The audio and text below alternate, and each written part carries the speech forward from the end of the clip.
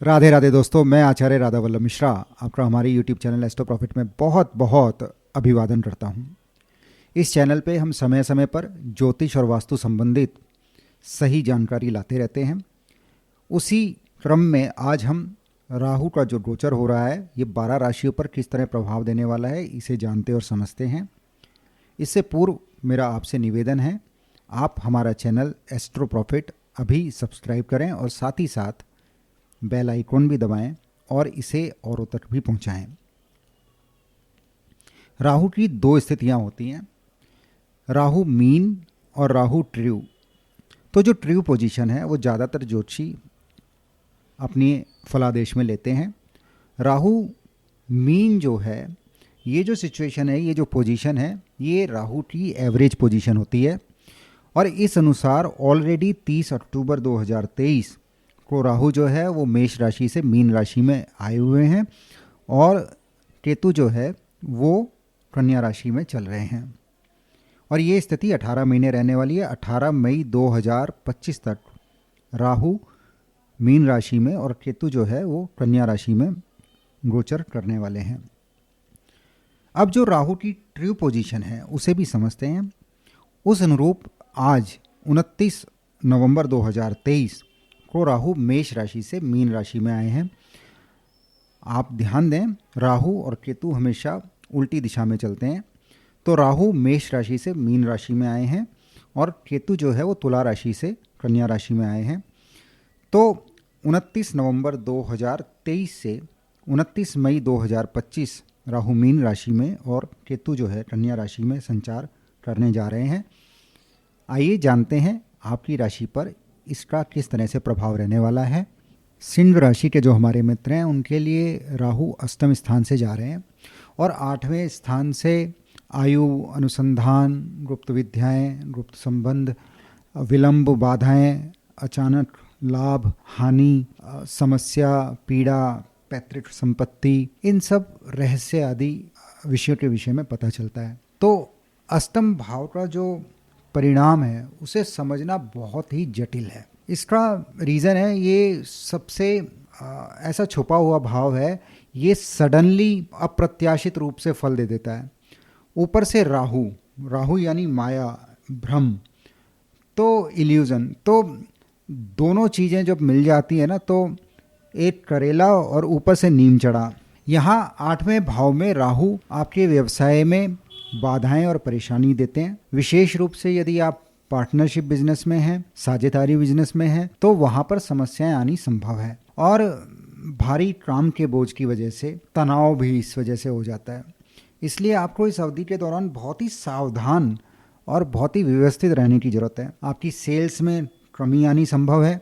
नए सौदों को करते समय ऑर्डर पूरा करने में आपको बहुत ज़्यादा प्रयास की आवश्यकता है।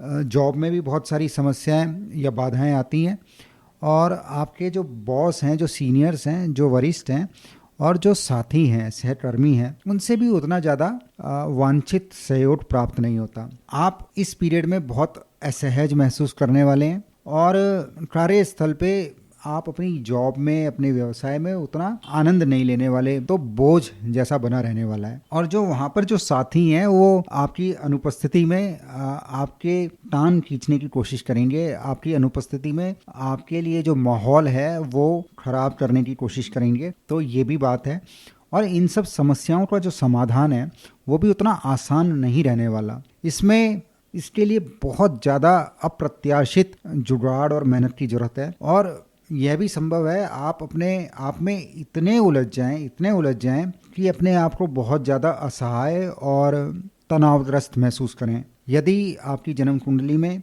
कोई और दुर्योग है, कोई और बुरी स्थिति बनी हुई है, तो आपको किसी दुर्घटना से भी दो चार होने की संभावना है, चोट इत्यादि की संभावना है।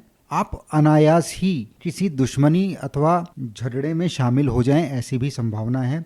तो इस प्रति बहुत सचेत रहें। आपकी जो सामाजिक स्थिति है और जो प्रतिष्ठा है वो भी शायद इस पीरियड में प्रभावित हो। कोई अपमान या झूठा लांछन वो भी शायद सहना पड़े। तो मानसिक रूप से तनाव वाली स्थिति है। हीन भावना से मन व्यथित हो जाता है और आपको ऐसे विचारों से उबरना बहुत ज़रूरी है। ऐसी समस्याओं से बाहर आने का प्रयास करते रहना चाहिए। आपको बहुत ज़्यादा अतीत के विषय में नहीं सोचना है ना, उससे समय बर्बाद होगा, वहाँ पे नहीं ज़्यादा ध्यान देना। आपको ध्यान, मेडिटेशन, प्राणायाम, इन सब माध्यम से इस समस्या से बाहर आना है। इससे आपके जीवन में स्थिरता और स्पष्टता आएगी और वो ही इन सब समस्याओं से आपको उबारने में मदद करेगी। इससे आप में स्थिरता और स्पष्टता आएगी और उस वजह से उन सब चीज़ों से, उन सब समस्याओं से आप बाहर उबरने में ये मददगार साबित होंगी। पैतृक संपत्ति प्राप्त होने की भी संभावना यहाँ बन रही है। अब राहु की विभिन्न दृष्टियों की बात यहाँ करते हैं, वो आप पर किस तरह प्रभाव देने वाली है। राहु की द्वादश भाव पर दृष्टि है, जिससे हानि, विदेश, व्यसन, जेल, हॉस्पिटल, इन सब विषयों के विषय में जाना जाता है।